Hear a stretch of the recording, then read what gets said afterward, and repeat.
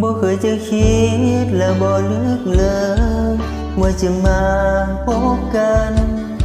รู้สึกดีๆและเข้าใจกันมันก็เลยหากันนั่นก็เป็นความผูกพันที่มีต่อกันเสมอมาและนี่คงเป็นความห่วงใยและเข้าใจกันทุกสิ่งที่นางให้มาจะเก็บรักษาเอาไว้ข้างในจงเชื่อใจในคำสัญญาว่าจะรั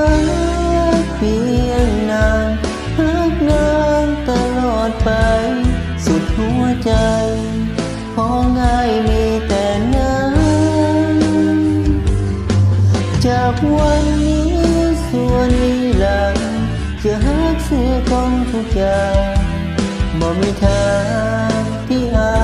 ยจะเปลี่ยนใจ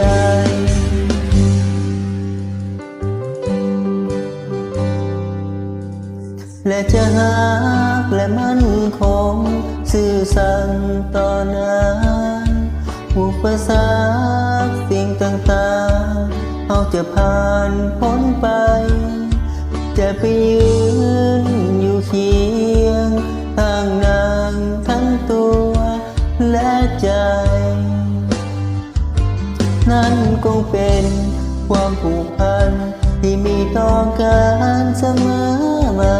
และนี่คงเป็นความห่วงใยและเข้าใจกัน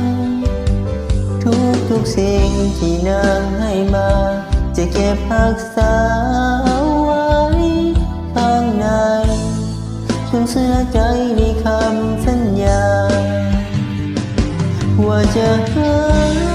กเพียงนานรักนานตลอดไปสุดหัวใจของง่ายมีแต่นั้นจากวันนี้ส่วนนี้หลังจะหักเสียต้องทุกอย่างบ่มีทา